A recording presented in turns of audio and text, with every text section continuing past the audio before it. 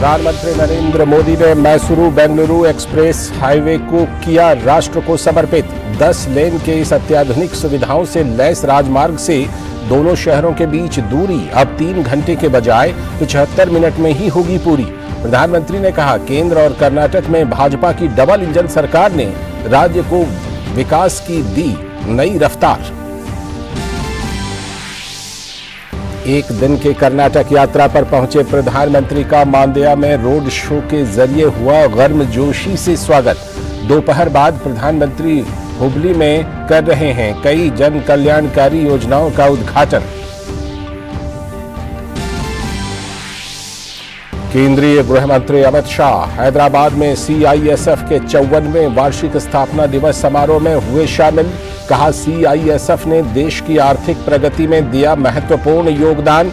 अमित शाह केरल के त्रिशूर में एक रैली को भी करेंगे संबोधित।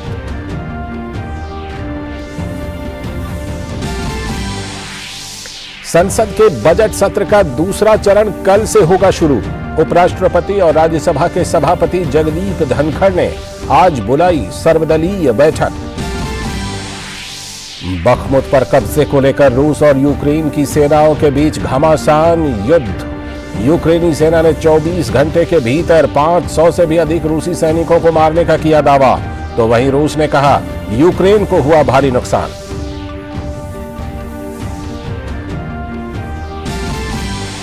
और खेल की खबरों में भारत और ऑस्ट्रेलिया के बीच अहमदाबाद में खेले जा रहे चौथे टेस्ट मैच के चौथे दिन भारत की स्थिति मजबूत। भारत ने पहली पारी में 5 विकेट के ही नुकसान पर बनाए 462 रन। विराट कोहली ने जड़ा शतक।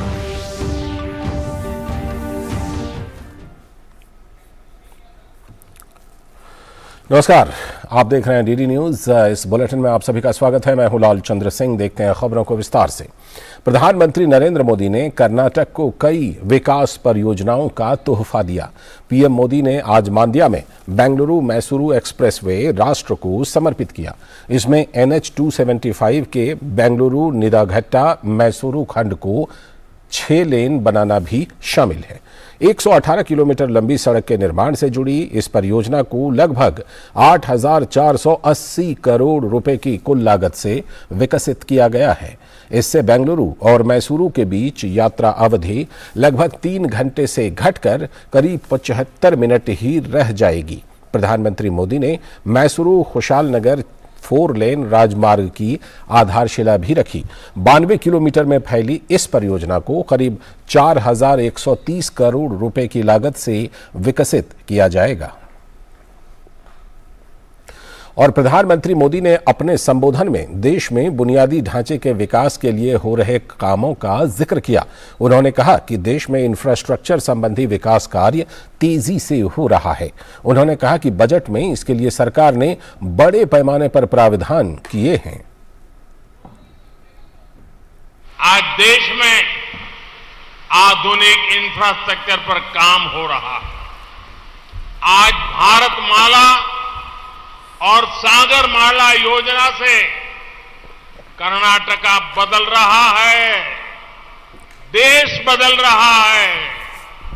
जब दुनिया कोरोना की मुश्किलों से जूझ रही थी, तब भी भारत ने इंफ्रास्ट्रक्चर के बजट को कई गुना बढ़ाया है।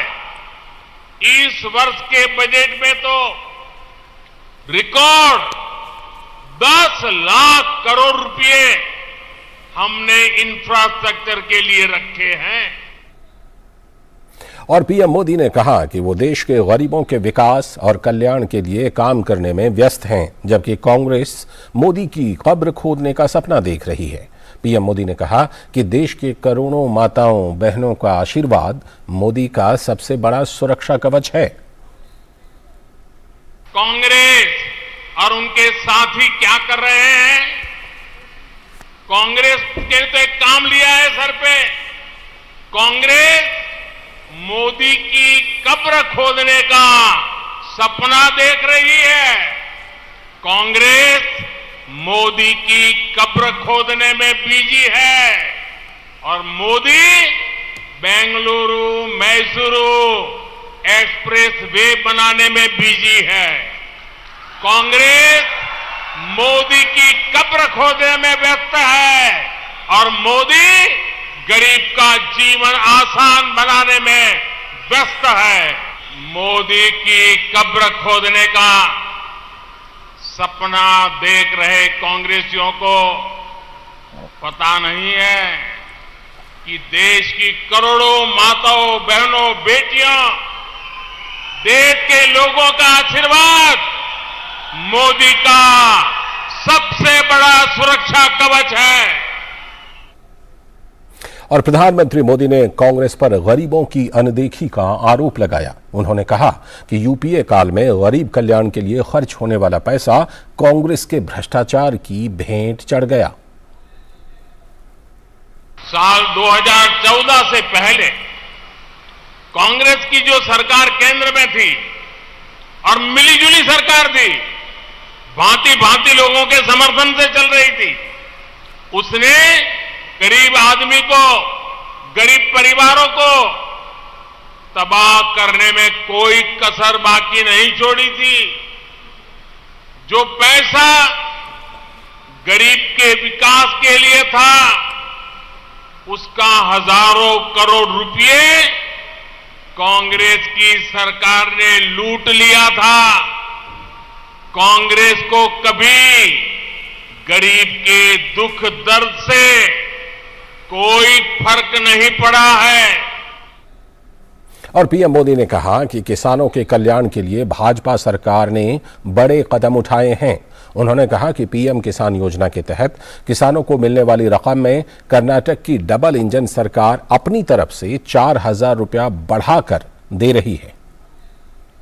पीएम किसान सम्मान निधि के तहत कर्नाटका के किसानों के बैंक खातों में 12,000 करोड़ रुपए सीधे ट्रांसफर किए गए हैं। यहां मंड्या के भी 2.25 लाख किसानों के बैंक खातों में 600 करोड़ रुपए केंद्र की भाजपा सरकार ने भेजे हैं। वैसे मैं भाजपा की कर्नाटक की सरकार का एक और बात के लिए भी प्रशंसा करूंगा। पीएम किसान सम्मान निधि में केंद्र सरकार जो 6,000 रुपया भेजती है, कर्नाटका सरकार उसमें 4,000 रुपया और जोड़ देती है। यानी डबल इंजन सरकार में किसानों को डबल लाभ हो रहा है। और इस अवसर पर प्रधानमंत्री मोदी ने परियोजना से जुड़ी एक प्रदर्शनी का अवलोकन भी किया।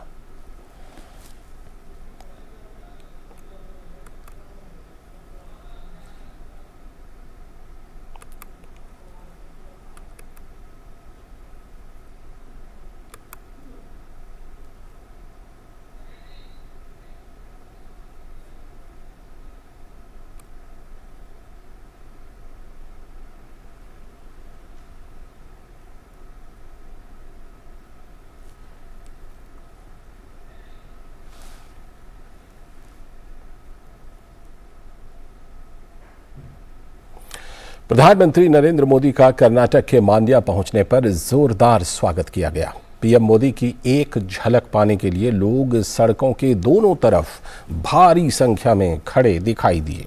हजारों लोगों की भीड़ मोदी मोदी के नारे लगाते हुए फूल बरसाती हुई नजर आई। पीएम मोदी पर लोगों ने लगातार फूलों की बारिश की। प्रधानमंत्री मोदी ने लोगों का इस प्रेम के लिए आभार जताया। उन्होंने हाथ हिलाकर लोगों का अभिवादन किया और लोगों पर उन्होंने भी फूल बरसाए।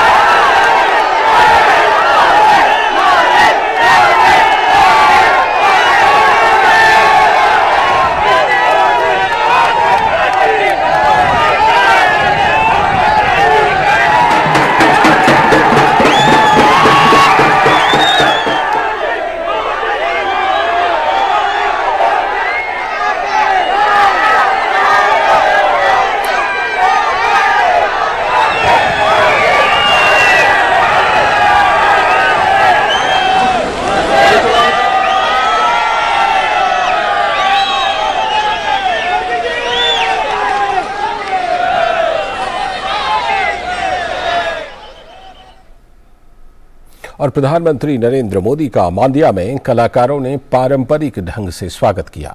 पीएम ने इन कलाकारों का अभिवादन किया।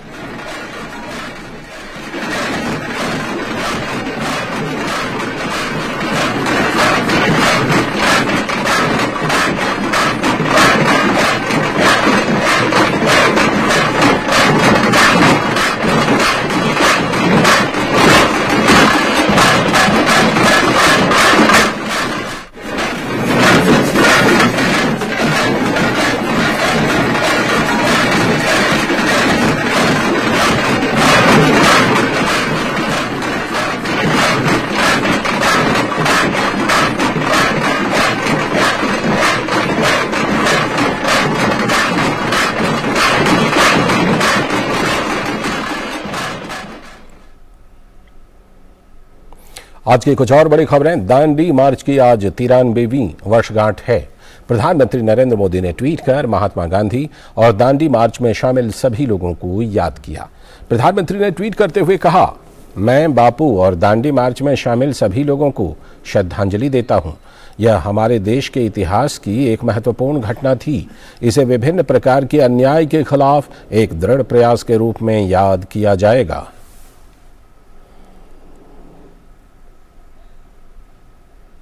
केंद्रीय गृह मंत्री अमित शाह आज तेलंगाना और केरल के दौरे पर हैं। अमित शाह आज सबसे पहले हैदराबाद में सीआईएसएफ के 54वें वार्षिक स्थापना दिवस समारोह में शामिल हुए। गृह मंत्री ने परेड की सलामी ली। इस अवसर पर गृह मंत्री अमित शाह ने अपने कर्तव्य में उत्कृष्ट प्रदर्शन करने वाले सीआईएसएफ कैडेटों को पुलिस पदक, विशिष्ट सेवा पदक और जीवन रक्षा पदक से सम्मानित भी किया। इस अवसर पर गृह मंत्री ने सीआईएसएफ की जमकर सराहना की। उन्होंने कहा कि देश की आर्थिक प्रगति में सीआईएसएफ का महत्वपूर्ण योगदान है।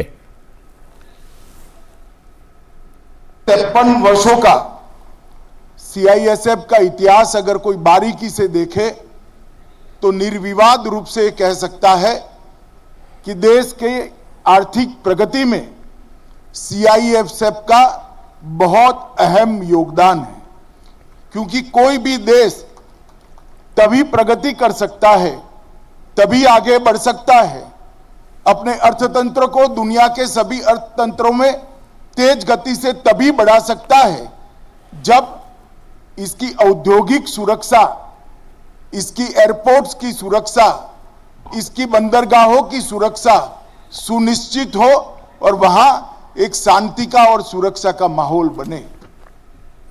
और गृह मंत्री ने कहा कि प्रधानमंत्री नरेंद्र मोदी ने देश के सामने $5 ट्रिलियन की अर्थव्यवस्था का लक्ष्य रखा है। इस लक्ष्य की पूर्ति के लिए एयरपोर्ट, बंदरगाह, रेल लाइन और औद्योगिक इकाइयों की सुरक्षा बेहद महत्वपूर्ण है।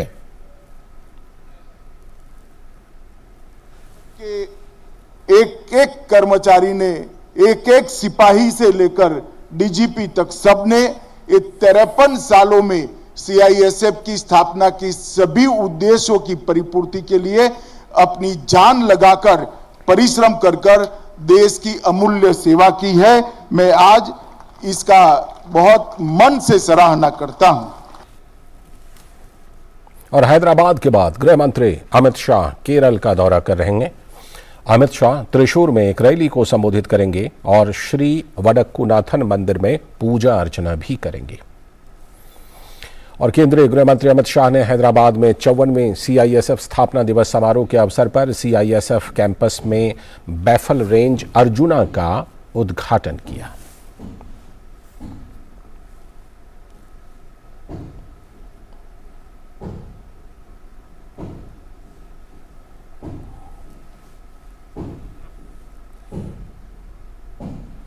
और अब बात संसद के बजट सत्र की, जिसका दूसरा चरण कल से शुरू हो रहा है। इस सत्र के दूसरे हिस्से में कुल 17 बैठकें होंगी और सत्र अगले महीने की 6 तारीख तक चलेगा। बजट सत्र 1 महीने के लंबे अवकाश के बाद फिर से शुरू हो रहा है। इस दौरान संबंधित संसदीय स्थायी समितियों ने विभिन्न मंत्रालयों और विभागों की अनुदान मांगों की जांच की। संसद का बजट सत्र 31 जनवरी को राष्ट्रपति द्रौपदी मुर्मू के दोनों सदनों की संयुक्त बैठक को संबोधित करने के साथ शुरू हुआ था। बजट सत्र का पहला चरण 13 फरवरी तक चला था और इस दौरान कुल 10 बैठकें आयोजित हुई थीं।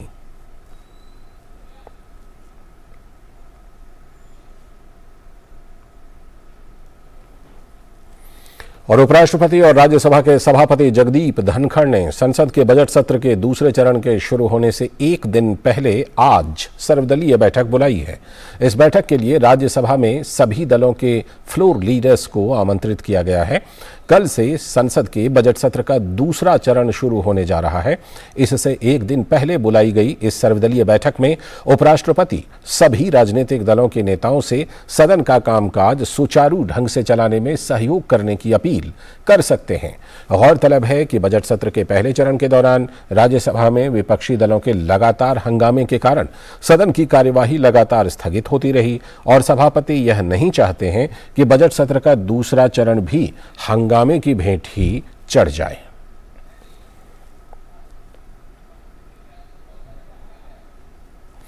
कर्नाटक में आगामी विधानसभा चुनावों को लेकर मुख्य निर्वाचन आयुक्त राजीव कुमार ने बेंगलुरु में प्रेस वार्ता की। राजीव कुमार ने कहा कि भारत ने अपने सामाजिक, सांस्कृतिक, राजनीतिक, भौगोलिक और भाषाई विषयों को लोकतंत्र के कारण ही स्थापित किया है। Meghalaya and Nagaland, the commission completed 400 election to the Legislative Assembly over a period of 70 years. Not even in one case, the results have been disputed. The transition of power has taken place smoothly through the ballot, not by ballot. This is what election commission is. And look at the country, if you look at 70 years, how we have stabilized social issues, political issues, geographical issues, linguistic issues. In this country, we are where we are is all because the democracy is established. And it is established because people trust our results. Bharat की G20 की अध्यक्षता के तहत देश के अलग अलग हिस्सों में विभिन्न कार्य समूहों की अहम बैठकें लगातार जारी हैं। इसी कड़ी में असम के गुवाहाटी में SAI-20 यानी G20 सदस्य देशों के सर्वोच्च लेखा परीक्षा संस्थान के वरिष्ठ अधिकारियों की पहली बैठक 13 से लेकर 15 मार्च के बीच आयोजित की जाएगी। बैठक में ब्लू इकोनॉमी और रिस्पॉन्सिबल आर्टिफिशियल इंटेलिजेंस जैसे दो प्राथमिकता वाले क्षेत्रों पर विस्तार से चर्चा की जाएगी। भारत के नियंत्रक और महालेखा परीक्षक गिरीश चंद्र मुर्मू इन दोनों ही विषयों पर बैठक में संकल्पना पत्र रखेंगे, जिस पर G20 के सदस्य देश अपने अपने अनुभव साझा करेंगे। ब्लू इकोनॉमी एक ऐसी आर्थिक प्रणाली है जिसमें समुद्री और ताज़ा पानी के संरक्षण, उनके सतत उपयोग को बढ़ावा देने, खाद्य और ऊर्जा का उत्पादन करने, आजीविका का समर्थन करने और आर्थिक उन्नति के विभिन्न नीतियां शामिल हैं। वहीं सरकारों, व्यवसायों और नागरिक समाज संगठनों में रिस्पॉन्सिबल आर्टिफिशियल इंटेलिजेंस के उपयोग पर जागरूकता पैदा करने के लिए भी G20 के सदस्य देशों के बीच विचार विमर्श किया जाएगा। राष्ट्रीय स्वयंसेवक संघ यानी RSS की वार्षिक अखिल भारतीय प्रतिनिधि सभा की बैठक आज से शुरू हो गई है। हरियाणा के पानीपत में बैठक का आयोजन किया जा रहा है। 14 मार्च तक आयोजित इस बैठक में संघ के कार्यों, विस्तार योजना, शिक्षा, वर्ग और समसामयिक परिस्थितियों से जुड़े मुद्दों पर चर्चा की जा रही है। सर कार्यवाह डॉक्टर मनमोहन वैद्य ने बैठक को संबोधित करते हुए कहा कि इस बैठक में वार्षिक कार्यों पर चर्चा की जाती है। एक साल भर का लेखा जोखा होता है। संघ की शाखा की स्ट्रेंथ, संघ कार्य की स्ट्रेंथ हम लोग 4 पद्धति से मेजर करते हैं। एक, कितने स्थानों में संघ कार्य है, दैनिक शाखा चलती ऐसे कितने स्थान हैं, ये स्थानों में वृद्धि हो यह प्रयास होता है। एक और बड़ी खबर, मुंबई एयरपोर्ट पर कस्टम विभाग ने अडीस अबाबा से मुंबई पहुंचे 3 विदेशी नागरिकों से 3 किलो सोना जब्त किया है। कस्टम विभाग ने मुंबई एयरपोर्ट से 3 संदिग्ध विदेशी नागरिकों को रोककर तलाशी ली, जिसके दौरान उन्हें लाखों रुपए का सोना हाथ लगा, जिसकी कीमत लाखों रुपयों में आंकी गई है। ये आरोपी सोने को अपने जूतों में छिपाकर ले जाने का प्रयास कर रहे थे। अंतर्राष्ट्रीय जगत की कुछ बड़ी खबरें। यूक्रेन के बखमुत शहर में रूस और यूक्रेन की सेनाओं के बीच घमासान युद्ध जारी है। यूक्रेनी सेना ने दावा किया है कि 24 घंटे के दौरान बखमुत शहर में 500 से भी अधिक रूसी सैनिकों को मार गिराया है। वहीं रूसी सेना बखमुत शहर में कब्जा करने के लिए कई महीनों से संघर्ष कर रही है। दोनों देशों की तरफ से लगातार गोलीबारी और मिसाइल हमलों से बखमुत शहर खंडहर में बदल चुका है। मध्य प्रदेश के भोपाल में आज से 10 दिवसीय दिव्य कला मेला की शुरुआत हो रही है। 21 मार्च तक चलने वाले इस मेले में लगभग 21 राज्यों और केंद्र शासित प्रदेशों के करीब 150 दिव्यांग कारीगर, कलाकार और उद्यमी अपने अनूठे उत्पादों और कौशल का प्रदर्शन करेंगे। इस मेले में हस्तशिल्प, हथकरघा, कढ़ाई के काम और पैकेट बंद फूड जैसे उत्पादों का एक साथ अवलोकन किया जा सकेगा।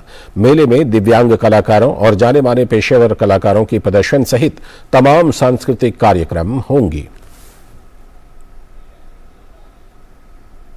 इसके साथ इस बुलेटिन में इतना ही, लेकिन डीडी न्यूज पर खबरों और कार्यक्रमों का सिलसिला लगातार जारी है। नमस्कार।